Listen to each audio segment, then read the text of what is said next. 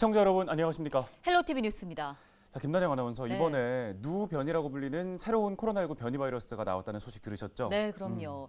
에이즈 환자가 코로나19에 감염돼서 발생한 것으로 추정된다고 하는데요. 이달 아프리카 보츠와나에서 처음으로 확인이 됐는데 그 이후에 남아프리카 공화국에 이어서 지금 홍콩에서도 발견이 된 상황이라고 하죠. 그렇습니다. 이 홍콩의 확진자는 남아공 현지에서 감염된 것으로 알려져 있죠. 강한 전파력을 지닌 델타 변이보다 더 강력할 거라고도 하는데 정말 코로나19 상황이 끝날 듯 끝나지가 않습니다. 그렇습니다. 자, 우리나라도 지금 코로나19 신규 확진자가 연일 4천 명 안팎을 넘나들고 있죠. 끝날 때까지 끝난 게 아니라는 말이 실감나는 요즘입니다. 자, 이럴 때일수록 더욱더 기본 방역 수칙을 지켜야 한다는 점 꼭 기억해 주시고요. 오늘 헬로티비 뉴스도 힘차게 출발하겠습니다.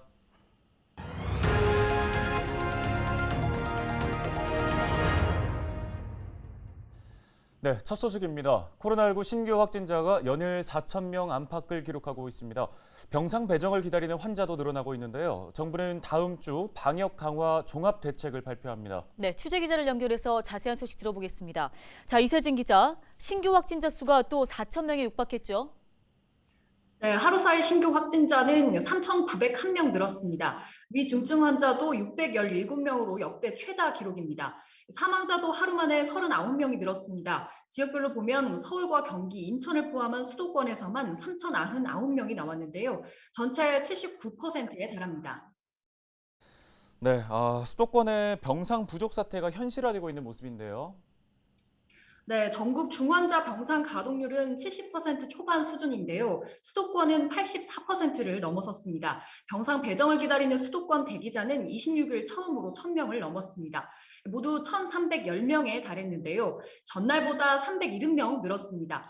방역당국은 일단 수도권에 생활치료센터 2,000병상을 확보할 계획입니다. 또 아직 여력이 있는 비수도권 병상을 공동 활용하는 방안도 검토하고 있습니다. 네, 이런 가운데 정부가 방역을 강화하는 방향으로 종합 대책을 준비하고 있는데, 자, 당초 이번 주 대책을 발표할 것이란 예측이 있었는데 발표 일정이 미뤄진 건가요?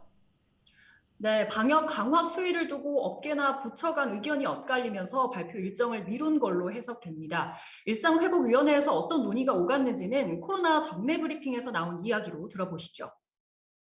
유행 차단을 위하여 방역 패스 적용 범위 확대나 사회적 대응을 강화된다는 의견도 제기는 되었습니다. 이런 조치들은 사회적 영향력이 매우 광범위하여 민생 경제 등 사회 경제적 피해가 크고 고령층 추가 접종과 취약시설 보호에 주력해야 된다는 그런 여러 가지 또 의견도 있었습니다. 다만 이날 브리핑에서 당국은 사적 모임 제한이나 운영시간 제한 같은 기존 사회적 거리두기에 관한 논의가 함께 이루어지고 있냐는 질의에는 구체적인 논의는 하지 않았다고 답변했습니다. 정부는 일단 이번 주말에 위험도 평가 회의를 개최하고 그 결과에 따라 종합 대책을 만들어서 다음 주 월요일인 29일 발표할 예정입니다. 네, 알겠습니다. 오늘 코로나19 관련 소식은 여기까지 듣겠습니다. 보도국 이세진 기자였습니다.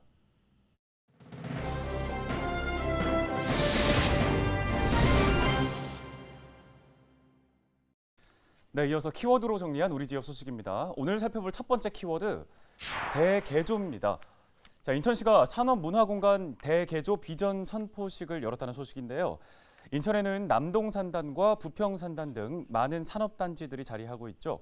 자, 이에 인천시는 인천도시공사, 인천상공회의소 등 유관 단체들과 협력해 산업단지를 지역의 랜드마크로 구축한다는 방침입니다. 이 산업단지에 소비문화 콘텐츠 공간을 만들고 정주할 수 있는 삶의 터전을 만드는 게 목표라고 하는데요. 인천시는 첫 시작 장소를 인천 남동산단으로 정했습니다. 지역 산업단지의 달라진 모습을 기대해 보겠습니다. 네, 다음 키워드 살펴보겠습니다. 5등급 금지입니다. 부천시가 미세먼지 계절 관리 기간인 다음 달부터 내년 3월까지 공해 차량 운행을 제한하기로 결정했습니다. 대상은 저감 장치를 부착하지 않은 배출가스 5등급 차량으로 평일 오전 6시부터 밤 9시까지 단속하는데요. 적발될 경우 하루 10만 원의 과태료가 부과되고 소방차나 구급차를 포함한 긴급 차량, 장애인 차량 등은 제외됩니다. 특히 지난해에는 일반 차량 가운데서도 저공해 조치 신청서를 제출하면 과태료 부과가 유예됐지만 올해에는 기초생활수급자나 차상위 계층, 소상공인 차량에 포함되지 않으면 예외 없이 단속 대상이 되는 등 강도 높은 정책이 이어질 전망입니다. 미세먼지 계절관리제는 미세먼지 농도가 높아지는 겨울철 감축 정책을 강화하는 제도로 올해로 3번째 시행 중입니다. 네, 이어서 세 번째 키워드 클린존입니다. 이 클린존은 코로나19와 관련된 소식인데요.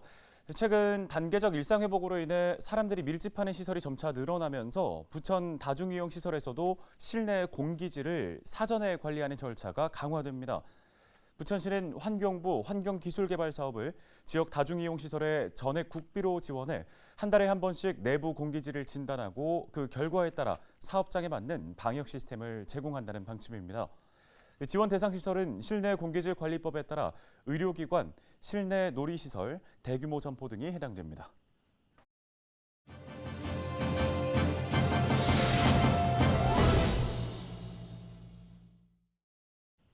다음 소식입니다.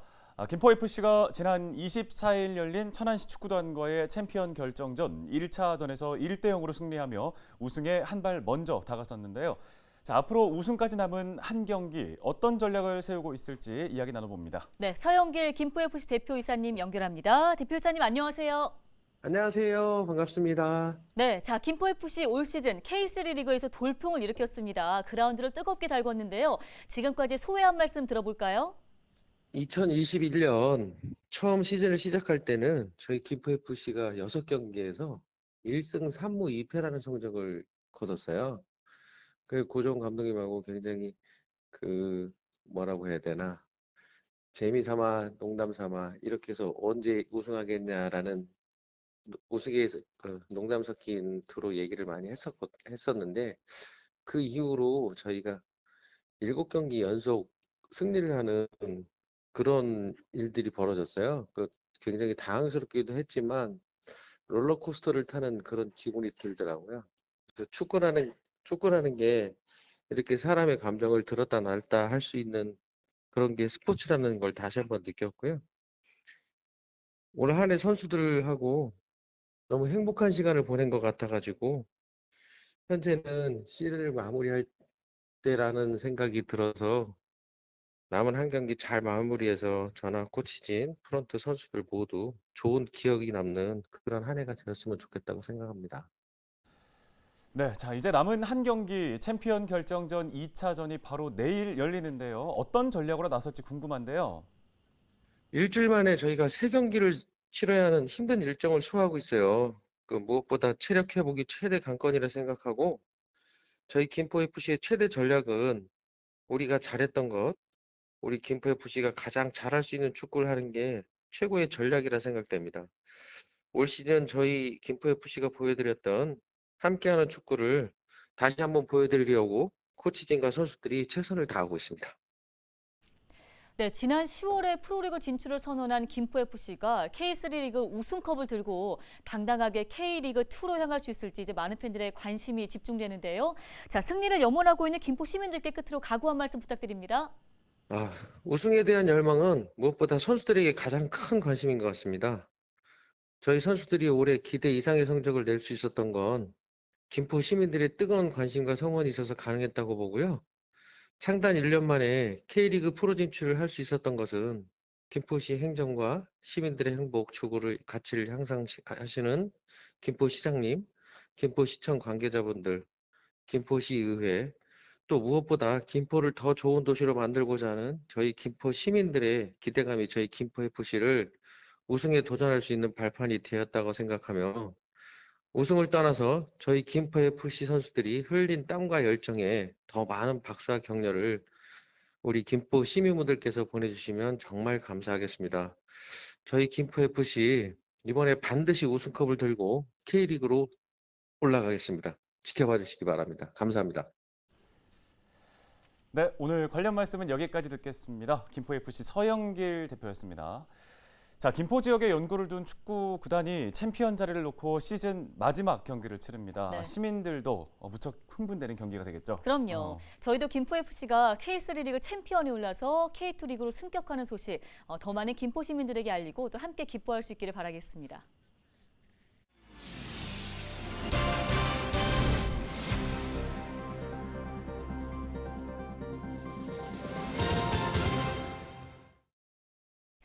김포시의회가 올해 마지막 회기에 들어갔습니다. 25일부터 다음 달 16일까지 22일 동안 열리는 이번 정례회에서는 내년도 예산안 심사가 이루어지는데요.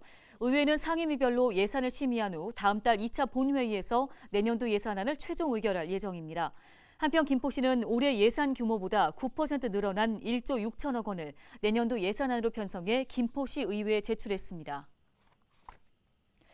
계양구의회도 지난 25일 정례회를 열었는데요. 이번에 심사하는 안건은 내년도 예산안과 올해 3차 추가 경정 예산안 등 43건입니다. 계양구의회는 다음 달 17일 안건 처리와 함께 8대 계양구의회 마지막 정례회를 마무리한다는 예정입니다. 다음 소식입니다. 박남춘 인천시장이 지난 25일 송도국제도시에서 독일 생명과학 기업인 사토리우스의 요아킴 크로이츠버그 회장을 만났습니다. 이날 만남은 사토리우스의 송도국제도시 투자 계획에 대해 논의하는 자리였는데요. 사토리우스는 송도국제도시에 바이오 의약 제조 및 연구개발 시설 건립을 위해 3억 달러를 투자할 계획입니다. 올해 초 산업부, 인천시 등과 이를 위한 투자 유치 양해각서를 체결하기도 했습니다. 1870년 설립된 사토리우스는 60개 이상의 국가에서 지사를 운영하고 있는 바이오 연구 공정 분야의 글로벌 기업입니다. 인천 총장 포럼과 인천시가 지역사회의 발전과 인재 육성을 위한 상생협력 협약을 체결했습니다. 두 단체는 지역사회와 대학의 상생 발전을 위한 프로그램 개발과 핵심 인재 공동 육성에 서로 협력할 것을 약속했는데요. 특히 인천시는 대학들과 정보, 인프라 교류 활성화에 힘을 보태기로 했습니다. 인천 총장 포럼은 인천의 캠퍼스를 둔 11개 대학 총장들의 모임입니다. 네, 이어서 한 주간 있었던 우리 지역 주요 소식 정리해드립니다. 자, 인천에서도 감귤이 재배되기 시작했다고 하죠? 네, 그렇습니다. 맛이 어떨지 참 궁금한데요. 네. 김준재 기자가 수확이 한창인 인천 감귤 농장에 다녀왔습니다. 수확이 한창인 한 감귤 농장. 감귤나무를 보고 제주도를 떠올리기 쉽지만 이곳은 인천시 계양구입니다.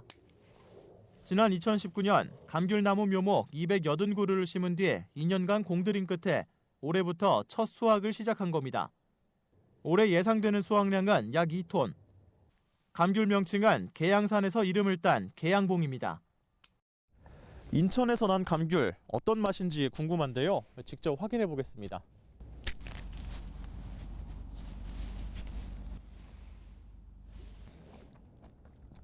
일단 단맛이 굉장히 강하고요. 신맛은 거의 없습니다. 인천 계양봉은 수도권에서 재배하기 때문에 소비자가 보다 신선한 상태의 감귤을 맛볼 수 있다는 장점이 있습니다. 올해는 수확량이 적어 농장을 방문한 경우에 한해 판매하고 있지만 내년부터는 수확량이 서너 배 수준으로 늘어나 인터넷 등을 통해 일반 소비자들도 쉽게 구입할 수 있습니다. 특히 내년부터는 일반인들을 대상으로 감귤 따기 체험도 운영할 예정입니다. 당도는 지금 현재 12브릭스로 당도 면에서는 뭐 감귤 중에는 최고로 나오는 거죠. 이제 인천에서도 가족 중심적으로 이래 와서 감귤에 대해서 뭐 배우고 뭐 또 학생들도 교육도 좀 하고 이런 쪽으로 이제 가려고 하고 있습니다. 해당 농가의 감귤 재배를 지원했던 인천시 농업기술센터는 올해도 남동구 농가 한 곳에 감귤 모목 80그루를 지원했습니다. 센터는 농가 소득을 높이기 위해 감귤 외에도 샤인머스켓과 체리 등 신소득 과수 생산 지원을 확대해 나갈 계획입니다. 신소득 과수를 재배하기를 원하시는 농가에게는 저희가 종묘비와 관련 기술 지원을 해드리고 있습니다. 향후에도 농가에 수요가 있다고 한다면 저희가 지속적으로 사업을 추진할 계획입니다. 제주도를 비롯해 일부 지역에서만 볼 수 있었던 감귤나무가 인천에서도 점차 늘어나고 있습니다. 헬로티비 뉴스 김진재입니다.